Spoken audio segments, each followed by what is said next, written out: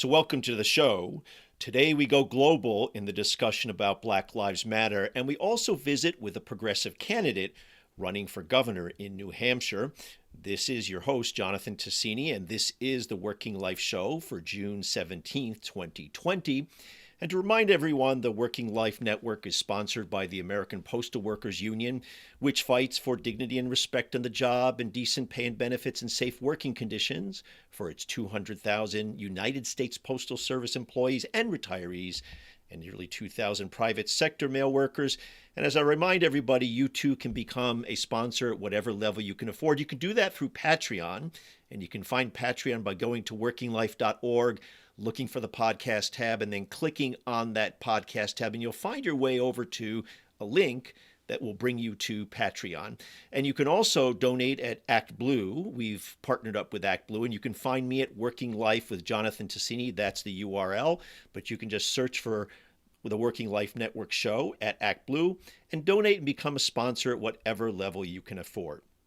So before welcoming my first guest, I want to set up the conversation by talking about the terrible looting that's going on in the country, and a bunch of looters who need to be caught, convicted, and jailed like pronto.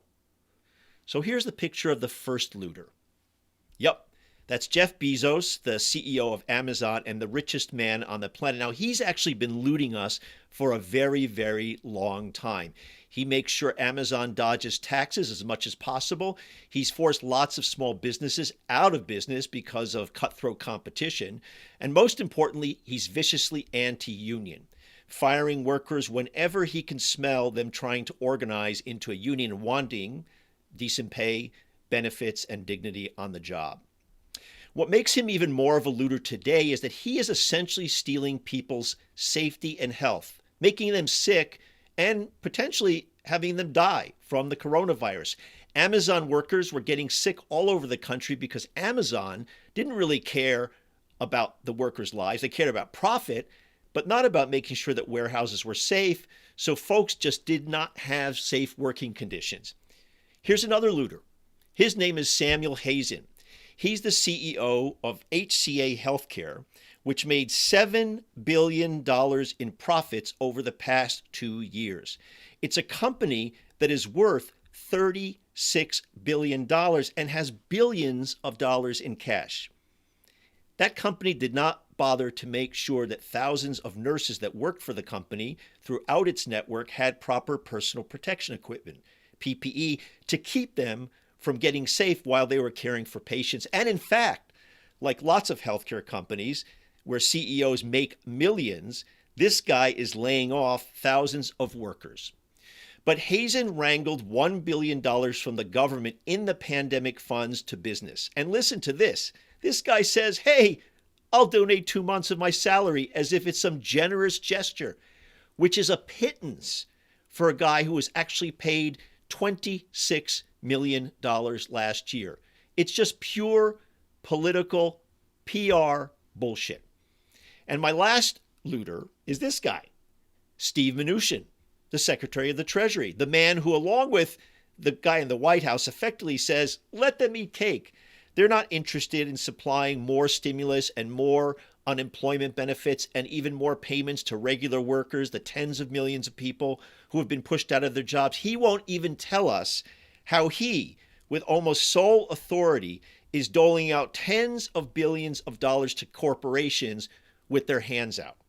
That's looting from us, the taxpayers. These guys are just 3 examples of the mass looting that takes place every single day. These are the guys we should be focusing on because they are the ones that are looting from us. The 99%, they're looting from us as workers and they're looting from us as taxpayers. Which is a good segue to my first guest. The Black Lives Matter uprising is, as I said last week, principally about police brutality in these very days and broadly about systemic racism. And systemic racism is, as Dr. King always noted, about economic oppression. So it occurred to me to pull back the viewfinder a bit and check out how the Black Lives Movement resonates around the globe, especially in Africa. So to help us think about that, It's great to welcome to the show, all the way from Johannesburg, South Africa, Chris Johnson.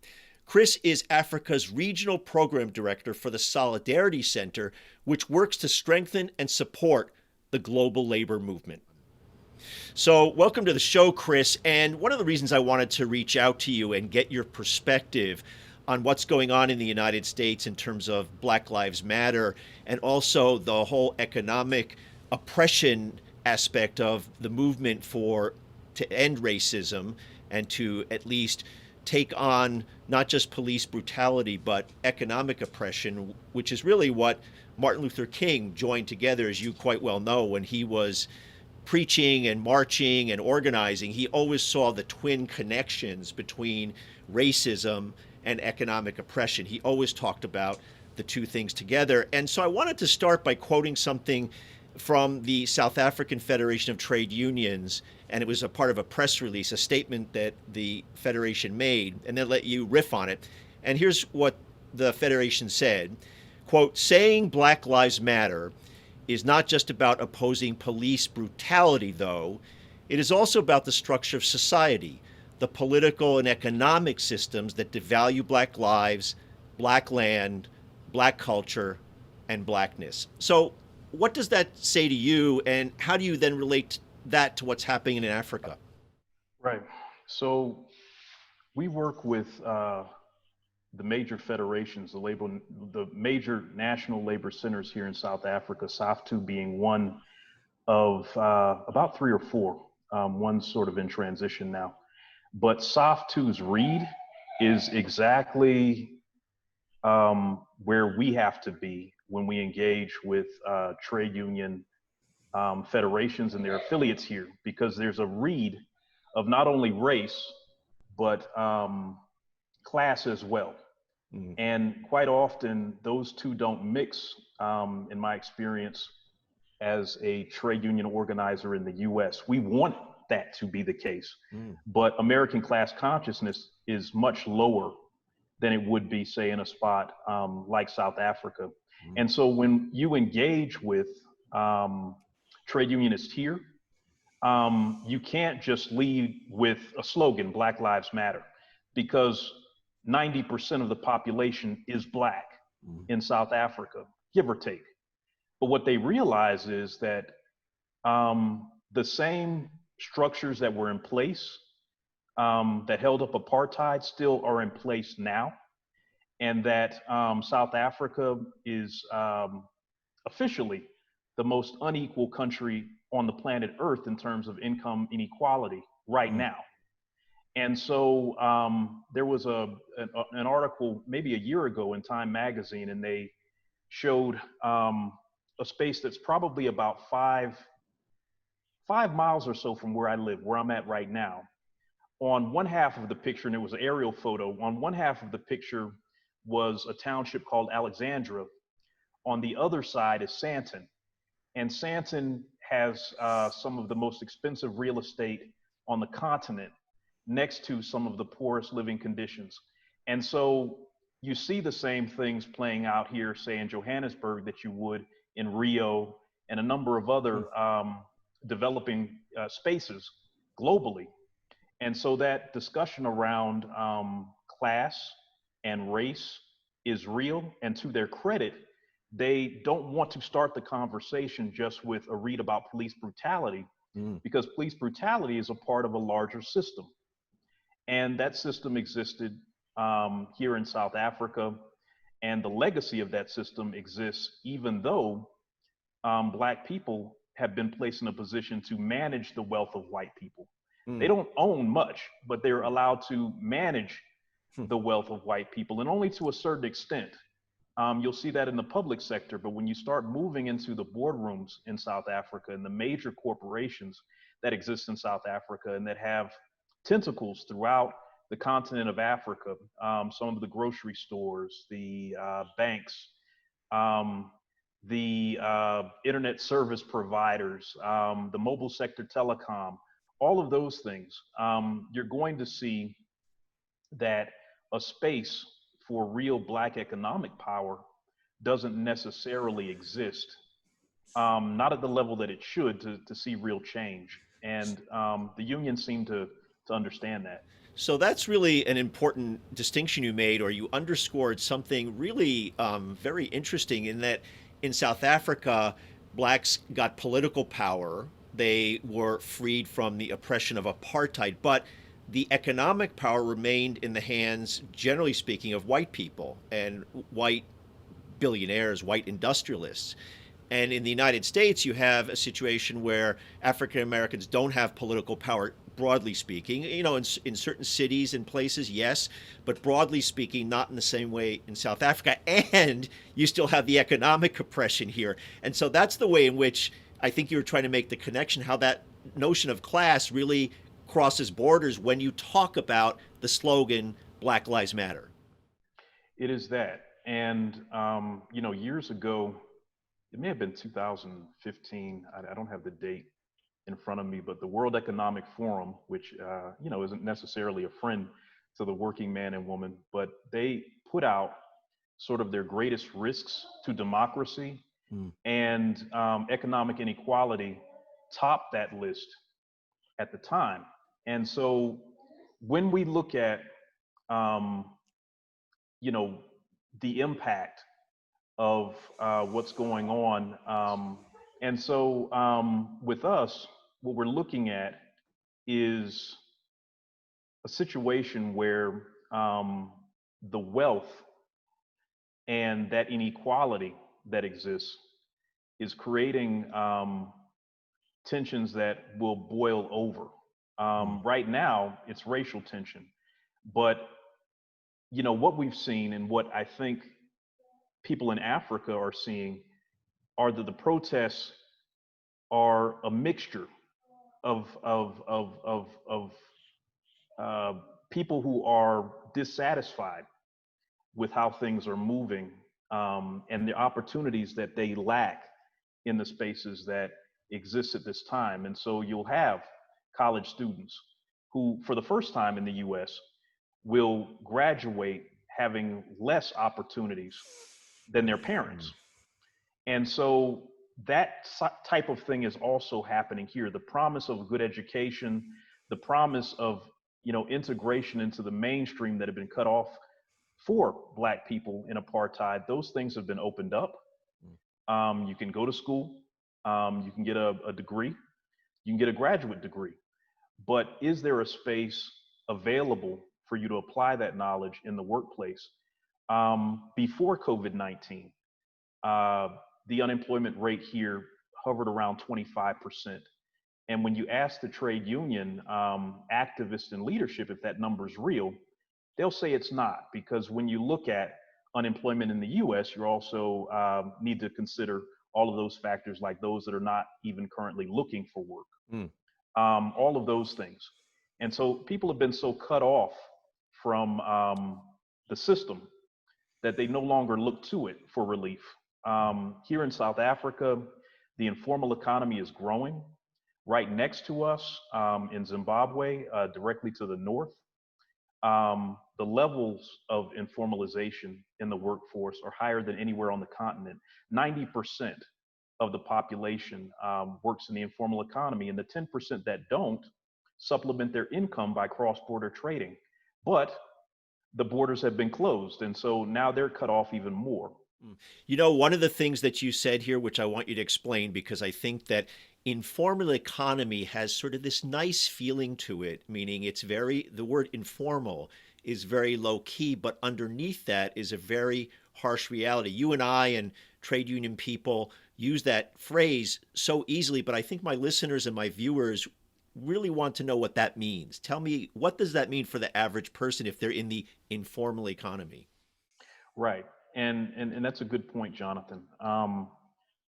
What it means is that the regulations that sort of govern the work order day don't necessarily exist. And so what we're finding is when we talk about the informal economy and then we compare it to what is the formal, there's a bit of a blur, because the good jobs that had benefits Hmm. and that had upward mobility within the network that exists within that workplace no longer exist at the same level that they did before.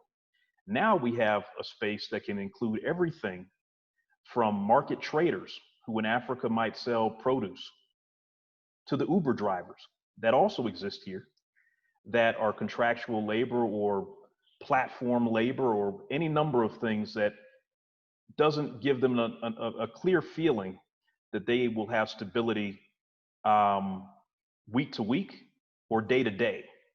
And so the interesting thing about um, uh, the interesting reality about South Africa is it's a blend of um, both sort of the new economy, tech, and everything that you would experience, say, in Europe or anywhere in the West, and the old economy, which farming or the sale of Mining. goods, mining, all of those things are in play. Mm. Um, but when we look at the informal economy here, we have 1 million domestic workers in South Africa. Um, Most of them are not tied to any sort of social security benefits. They're not tied to any sort of health and safety regulations.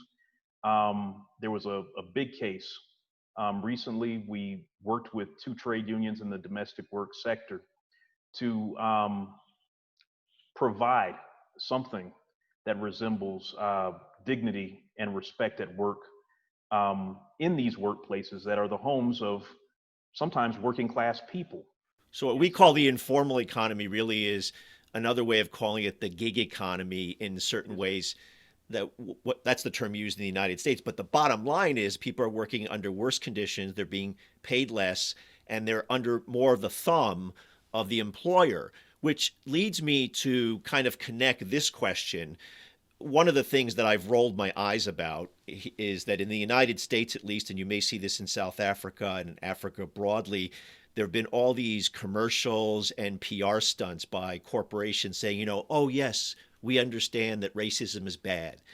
It's a terrible thing, without, of course, acknowledging their own role in promoting racism within their own ranks. But the economic oppression piece is the important part, which is that corporations here are still have the thumb on people and essentially exploit people. And this comes down to the question that you work on so hard, which is the question of unionism, which is the idea of promoting unions. That if you actually believe in ending this system of racism and economic oppression, you can at the same time be anti-union and trying to destroy unions, right? And you're probably seeing that play out in the way corporations act in South Africa. And also you can talk more broadly about Africa generally.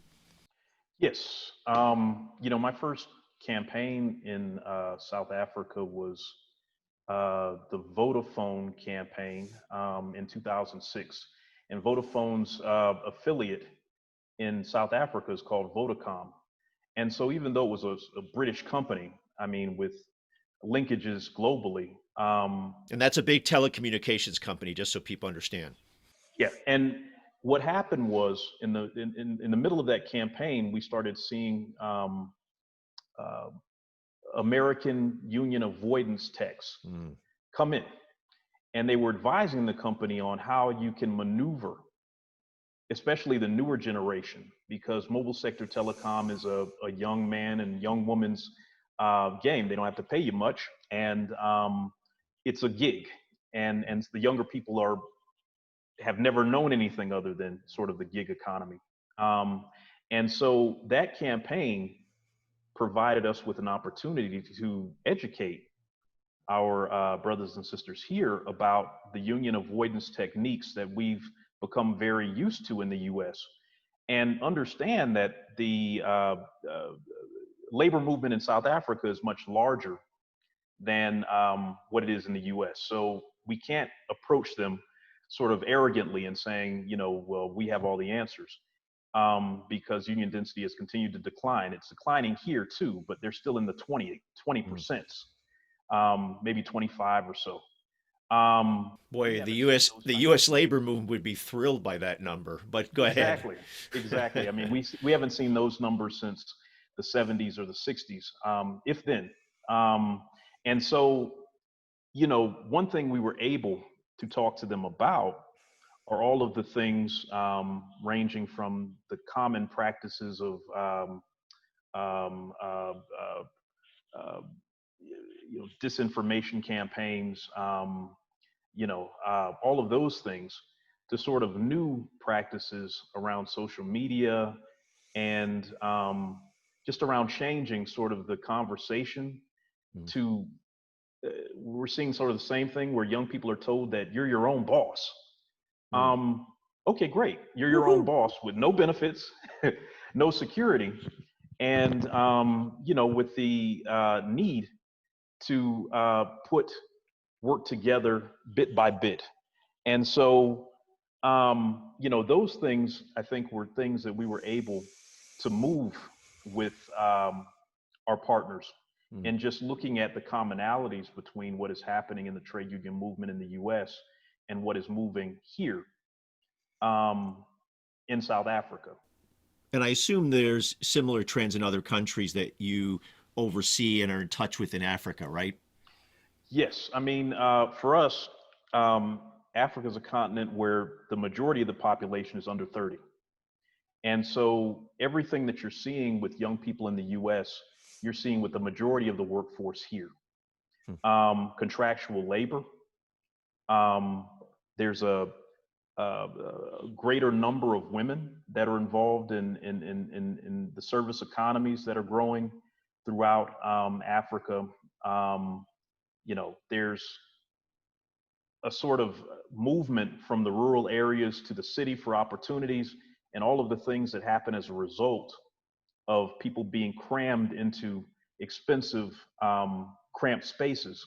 Mm. And so, we're seeing all of those things play out, and we're also seeing the violence that comes with it. And state sanctioned violence is very much a part of suppressing the trade union movement on the continent. Um, Protests are dealt with in a heavy handed fashion at times. There is a great deal of pushback from all structures to keep things quiet and to be able to move and grow the economy. But what we're seeing is a real pushback. And to give you a sense of, the pressures that exist, Africa is an attractive market for a number of sectors: light manufacturing, ready-made garment. In Ethiopia, we're beginning to see a lot of Chinese investment and American brands making clothing in those spaces. And you're making a product and paying people $26 a month in a space that's somewhat expensive. Addis Ababa in Ethiopia is not an inexpensive city. If you're making $26 a month, every city is expensive. Mm. And so you're having those types of pressures. Um, and, you're seeing, families split up. You're seeing young people who have not known any other type of work other than what's been put in front of them. And this is supposedly good work. Mm. Um, I just want to underscore what you're saying here and again make the connection to the United States and the realities of Black people, African Americans here and in Africa, and that is the trade union movement. Because as you well know, the trade union movement was a vehicle to at least somewhat overcome some of the aspects of racism in the United States, where African Americans were able to get into private sector jobs, especially in the auto industry, steel, and other industries, because there was a union. And I don't want to overstate it because there was plenty of racism in the labor movement. But let's put that aside for a moment. But unions are the way in which everybody, workers, whether you're African American in the United States or Black people in Africa, that's the way to confront these global corporations that are doing the same thing across the globe. yep. I mean, it has been a way, and bringing it back to South Africa, it has been a way to move into the middle class. Mm. And so, one thing that stands out across the continent is that, and it's similar to the US, most trade union members are in the public sector. Now, that's great and that's fine, but as the public sector shrinks, you also see a decline in unionization rates. And so, that opportunity for that opportunity for upward mobility that we've seen in South Africa, it's being threatened. Yep. The public sector is getting smaller. Opportunities in that space have decreased to a point where, you know, the Uber and the other types of employment become necessary to engage to just supplement the income, you know, in more formal settings. Mm-hmm. And so that dream of being able to own a home, being able to provide a proper education to your children, that's becoming less of a reality now. It's becoming something that is harder to obtain, and we're seeing, you know, a lot of movement, a great deal of movement. And so, you know, we're seeing movements across the nation around, you know, public education, around university education, all of these pieces. And at the heart of it is a desire to get a good paying job that may not even exist, and probably a good paying job in a union setting, where there's so many different pressures on unions that they're declining. Mm. Most unions are not growing in South Africa. There may be one notable exception. Part of SAFTU, NUMSA's union has grown, the metalworkers union, but they've grown sort of outside of their industry. And so the traditional industrial unions have suffered as jobs have moved from sort of safer spaces, mining and things that have existed in South Africa for a long time, to these new types of work. And so it'll take the labor movement to understand that it has to reach out to young people, because the graying of the labor movement is occurring here just as well as it is in the US. So let's wrap up this conversation and try to go back to our macro big picture point that we started with and ask you to kind of put a fine point on this. So is the Black Lives Matter movement in the United States really having resonance among people in Africa, especially people who you come in contact with in South Africa and other countries? Does that have a special resonance as we started off our conversation with the point, because they see not just the police brutality aspect, but African Americans rising up against the system generally, and economic oppression being really the underlying motivating force that puts people down? It is that. I think what our partners here are seeing, and they're responding to it, but we're also seeing responses in Nigeria. The Nigeria Labor Congress put out a statement in support of working people in the Black Lives Matter movement, Black workers. We've had statements from the Congress of Ethiopian Trade Unions. We've had statements from the Zimbabwe Confederation of Trade Unions. Mm-hmm. And what they're saying is people deserve and demand dignity and respect on the job. What this moment is doing is that they're able to look at the US and they can now reach out to us. And, you know, we've been close with our partners, but they can reach out to us and have a real conversation without us pretending to have the answers.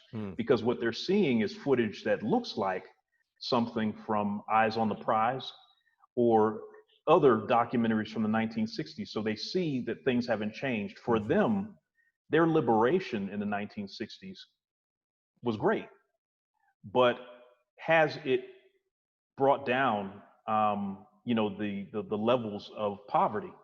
Not necessarily. They're aware that there are global forces at play that make it so that these things cannot move in an upward trajectory necessarily. The trade agreements that the African countries have to deal with result in goods from the US being dumped into Africa. The textile industry in Nigeria completely gone. We're holding on in Lesotho, in the middle of South Africa, and there's a bit of textile in Durban and other places. But all of those things mean for them as Black people. If Black people in the US are being oppressed, then these global systems that are quite often powered by the West, they're acting on us no differently. As we head even closer to the November election, I'll continue to talk on the show with progressive candidates running for office. The other day, Andru Volinsky officially filed for the Democratic primary for the governorship of New Hampshire. And yes, for those of you scratching your heads and pausing, thinking, wait, didn't New Hampshire already happen like months ago? Well, it did in fact happen. The presidential primary happened, but the governor's primary, the one for the Democratic nomination, that's September 8th. Andrew has been endorsed by Bernie Sanders, the Sierra Club, the Postal Workers Union, Blue America, and other progressive organizations. He's been on New Hampshire's Executive Council representing District 2, which, if some of you know New Hampshire, it spans from roughly Keene to Concord to Rochester. And this Executive Council is a body that actually has probably more power and more authority than the governor of the state. Andrew grew up in Levittown, Pennsylvania. His father worked as a mechanic and maintenance man. His father was once actually a union shop steward, yay, until he lost that job. And Andrew's father worked as many as 3 jobs at once just to make ends meet, while his mother was a homemaker who raised 4 kids. So Andrew actually experienced and knows the life of a working person. So the first thing that occurred to me to ask you, Andrew, is how does a progressive define himself or herself in the context of New Hampshire? And in some way, I'm asking this obviously as an outsider, but I think we on the outside view New Hampshire as having this quirky politics or independent streak, the live free or die motto. And I wonder how a progressive is defined in that context in politics in New Hampshire. So thank you for having me on your show first, Jonathan. New Hampshire's a purplish state with a deep progressive streak. And so in 16, Bernie did really well. We beat Hillary by 21 points in the primary. But we have a Republican governor. Our Democratic former governors and Democratic federal delegation is pretty middle of the road and moderate. And they've allowed themselves to be tied to a outdated pledge of the past, never to talk about how we raise money in New Hampshire for important government services. And because they haven't had the political will to do that, we've not been able to keep up with important services. So you may know New Hampshire is the last in the nation in state funding for K-12 education, last in the nation for funding for high school, for college and university, and lowest in Medicaid reimbursements. All of those things are a product of being tied to the past. So how you be a progressive in New Hampshire is you start by telling the truth. If you want nice things, you have to pay for them. And if you, like me, have worked for 30 years on fairly funding education in New Hampshire, that's where you start. And you make the argument that not every governmental expense is a cost to be minimized. Some governmental expenses are investments, and you nurture your investments. And so maintaining an education system, building a mental health system, making sure that healthcare is treated as a basic human right, building serviceable infrastructure, all those are investments, and you work hard to nurture those. And you've been an advocate for many causes for your entire career, especially as a attorney, a legal aid attorney. I mean, you've been an environmental advocate, a labor advocate. I want to talk about your advocacy in 2 realms, and I want to start with the point you made about education. And you were a very key player in this important case called the Clermont case. And not to get too far into the legal weeds for our general audience, but describe what that case was about and what the outcome was, because I think it's really important. Yeah. So at the time of Clermont, New Hampshire funded its schools mostly on the local property tax, which meant if your property was valuable, you could easily raise money for your schools, and you had great schools. And if your property in your community wasn't valuable, like in many of the mill towns where the mill has failed. It was hard to raise money, and you couldn't really keep up as far as quality was concerned. So in a community called Clermont, the high school lost its accreditation because the community couldn't make fixes to the school buildings that were required. It was a community where when I went there in 91, the textbook said they hoped to someday put a man on the moon, Hmm. which had happened 20 years earlier, Hmm. right? And what, and they were doing Sophie's Choice. So education researchers know that if you don't read at grade level by third grade, you're probably not going to catch up. Mm. And Claremont could identify the elementary children who could not read at the required level, but they couldn't provide remediation to all of them. So they had to choose essentially which kids would succeed and which would fail. And so when I got there, I organized a team of volunteer lawyers. There turned out to be 18 of us that I pulled together from little tiny firms and solo practices. And we challenged how the state funded education. We established that education, public education, is a constitutional right under the New Hampshire Constitution. And we won and we won and we won. And the political leadership of our state was so bankrupt that they would never comply with the court decisions. And that's to this day, right? That Gonna say decision has that. not been complied to. Right.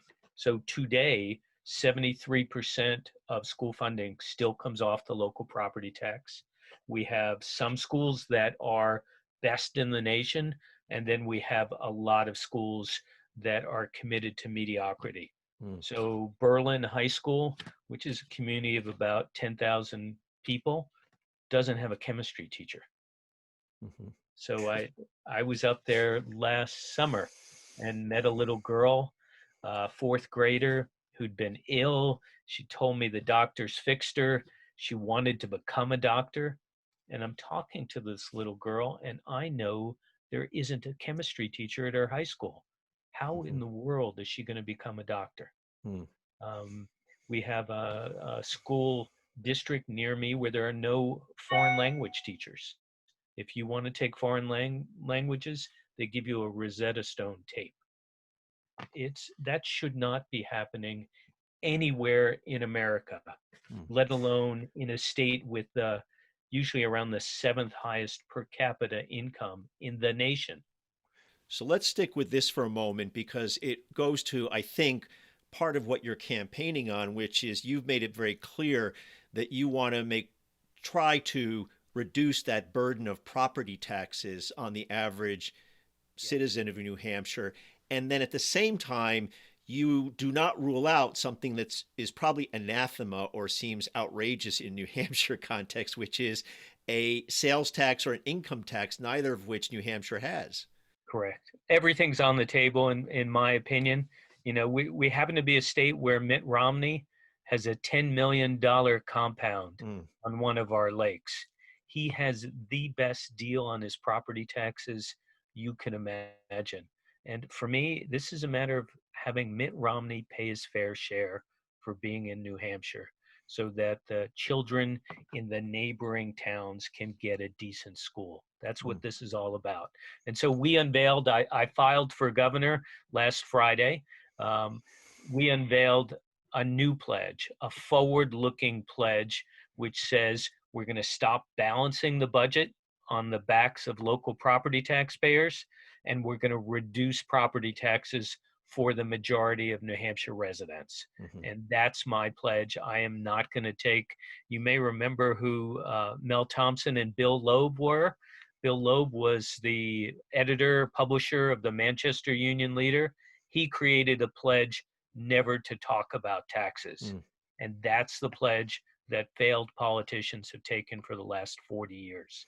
And if you look at California, there's a similar crisis there because of Prop 13, going back to Howard Jarvis, and that was the third rail. Now, California does have a sales tax and does have an income tax, so it's not exactly the same parallel. But your point is right that throughout our history in the last number of decades, over a number of generations, there have been these pledges that particularly right-wing politicians, right-wing movements have put out there that Democrats have been afraid to take on, which is we're not going to raise taxes. We're not going to ask people to pay their fair share.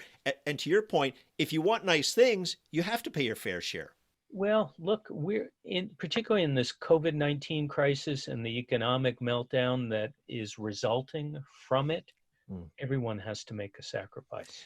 And I want to be clear when I said that, pay fair share, that that's really about nationally about the lack of contribution on the part of corporations and rich people to pay their fair share. I know you agree with me in this, and that's gotten worse over time. Inequality has widened because Republicans and also Democrats have gone along with this notion that we should have lower taxes for everybody as opposed to having real progressive taxation.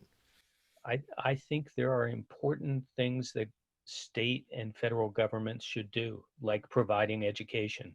And rather than fighting for those things, Democrats have too often ceded the ground to lowering taxes and just try and one up the Republicans on that. And it's time for the corporate Democrats to get out of the way and let us do the kinds of things that need to happen. So that is what it means to be a progressive Democrat in New Hampshire. And I want to then touch briefly on this other aspect of your incredible advocacy over many years, and that is that you've represented many folks in death penalty cases. And I couldn't help but note on your website that just a few months ago, there was a case involving a client of yours and a team named Jimmy Medders, who you actually saved from being executed 5 hours before his execution. In other words, you got his sentence commuted. And I don't necessarily want to talk about his case per se, but more about your internal ability to emotionally deal with that impending deadline. I mean, I can't imagine both mentally and emotionally knowing that you're racing against time, and that's often a cliche, but you are trying to save somebody's life. So what is that like when the clock is ticking like that? It is, I was just the lawyer in the case. It wasn't my family member. It was a guy I've represented for 30 years, so I know him very well. The hearing that we did that resulted in the commutation has only resulted in 10 commutations since 1976. Wow. So it was a long, long shot. I left the campaign to go to Georgia to do this proceeding, fully expecting. My client said, my mother can't watch me be executed. I want you to be my witness. So I went to Georgia fully expecting to witness this person being put to death. And we did the hearing. We didn't hear through the night. The next day, 5 hours before the execution was scheduled, so it was about 2 p.m, I'm sitting with my client and his mom in the cell. And another lawyer from the team who'd stayed behind in Atlanta came racing in and just walked up to us. He had this, I could kill him. He had this poker face on, walked up to us and said, your sentence has been commuted. And we didn't know that until he uttered the words. And I got to say, I couldn't talk about the case without crying for a couple of weeks. It's just, it's not something that anyone should experience. But again, just the lawyer, the poor guy who was sitting there waiting to get word with his mother, he's the one that we should be thinking about. He's since been moved off death row. He's now in a general population prison. I'm told that if he continues to stay out of trouble, he's never been in trouble in prison for 30 years. If he continues to stay out of trouble, he'll get paroled in a couple of years. I mean, that must put so much in perspective because, you gave me tears in my eyes just hearing that story. And it feels, I could almost envision what that was like sitting there. And as I said, knowing the clock is ticking, and it must put in perspective because when you save a man's life or a woman's life, but a client's life, then winning or losing an election seems to be somewhat secondary. I mean, it's like small stuff, right? Right. Well, this is actually the second time I've had a death sentence reversed. I argued before the U.S. Supreme Court when I was 30 Hmm. in a case that I did with the Southern Center for Human Rights and the NAACP. We argued, and it was reversed 5-4. So that was in 1986. I argued it. 1987 was the reversal. Mm. I never expected to be in that position again and to be that close to the man being executed. This is the kind of guys like me, this is why we went to law school, to make a difference. I never expected to make it in terms of saving someone's life. But between that and the education funding, I couldn't think of higher purposes for my law degree. So here you are running for governor, and assuming you win, you're going to face what many governors are facing, which is an economy in collapse, a real economic crisis. And I want to deal with COVID-19, not so much about the pandemic itself, but on an economic level. You've been a very strong advocate of raising the minimum wage to $15 an hour, which should be a starting point as we move really into $21, $25 an hour, which is what people should get based on productivity. But what's in your mind as you think about becoming governor? How are you going to deal with this economic crisis, both at the level of just getting businesses back on their feet, assuming the pandemic is a little bit more under control, meaning it's not spreading and businesses are not shut down, you're able to reopen a little bit, and at the same time, even going back to where we were before was not really a sustainable living for most working people, and I assume that's true in New Hampshire as well. Yeah, yeah. The cost of living is pretty high in New Hampshire. So $21, $22 is a livable wage, not 15. So first, I'm worried that we're going to get a second wave, and that if I am elected and start to begin my term as governor in January, that is what I'll be dealing with.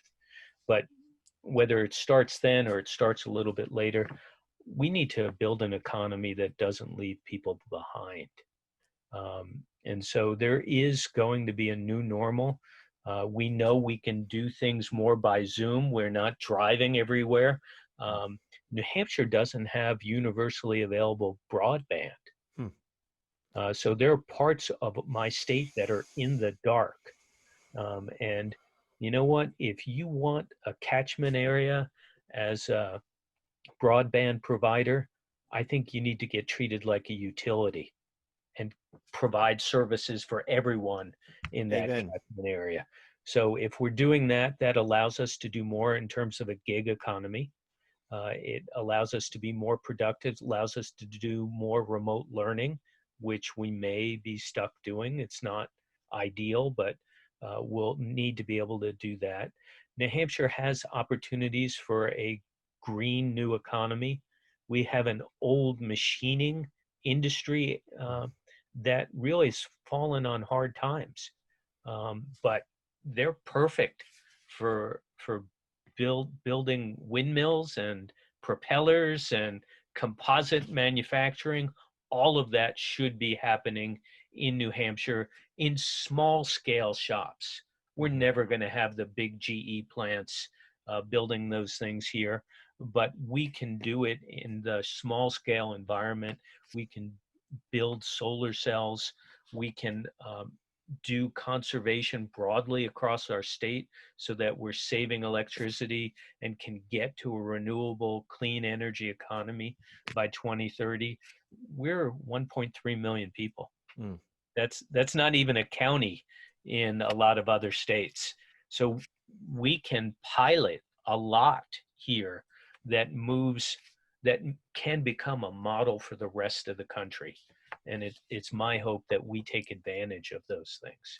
And I assume that it's pretty clear that you're going to face a deficit within the budget. I mean, that's true probably in all 50 states. And I'm wondering if you've thought about some alliance with all 50 governors once you're in office about trying to get federal support to essentially patch up those holes in budgets.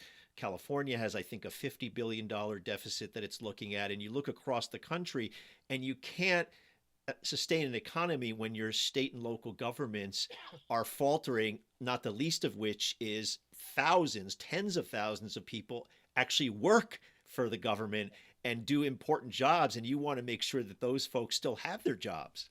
Yeah, that's exactly true. States, unlike the federal government, I think this is true of most, if not all states, certainly true of New Hampshire. We have to have a balanced budget Mm. every year. Um, and we're not going to have enough revenue to sustain important state services. So we're going to need help from the federal government.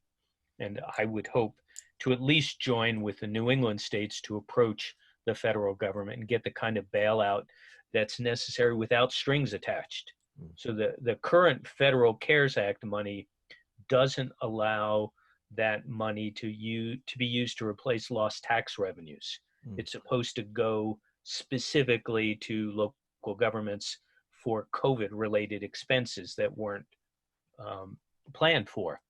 That's not enough. And I would almost say, let's not use the word bailout, because the bailout has a connotation, in my opinion, of something negative, like you did something wrong and therefore now we're coming along to fix it, when in fact all the states were really essentially victims of the federal government, especially the president, not moving quickly enough. And you're essentially had to close down your economies because of this pandemic. And I think of it as simply economic rejuvenation, economic support. And I think that framing it that way might help convince the public and make it a better case for support. I agree. Wall Street got bailed out to the harm of working people.